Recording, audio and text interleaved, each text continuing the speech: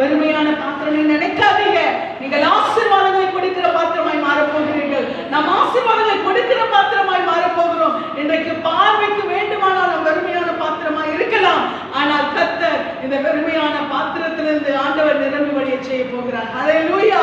நாம் ஆசீர்வாதங்களை கொடுக்கிற பாத்திரமா இங்கே இல்லாம இருந்துச்சு. எப்படி இப்படி எப்படி இப்படி இது எப்படி அப்படி ஆண்டவர் செய்யும்படியாய் சொல்லும்படியாய் செய்வார். ஹல்லேலூயா. வெறுமையான பாத்திரம் அது ஆசீர்வாதங்களை கொடுக்கக்கூடிய பாத்திரமாய் மாறிவிட்டது. ஹல்லேலூயா. ஆண்டவர் இன்றைக்கு சொல்லுகிற வார்த்தையின்படியால் நாம் கர்த்தருக்குள்ளாய் இருக்கிற பாத்திரம் எப்பொழுது தேவ ஊழியக்காரன் அங்கே அவர் கால் வைத்தாரோ அந்த பாத்திரத்திலிருந்து அவருக்கு நன்மை கிடைத்ததோ அதன் மூலமாய் அந்த குடும்பமே ஆசீர்வதிக்கப்பட்டது. ஆசீர்வதிக்கப்பட்டது மாத்திரமல்ல, ஆசீர்வாதங்களை கொடுக்கிற குடும்பமாய் மாறி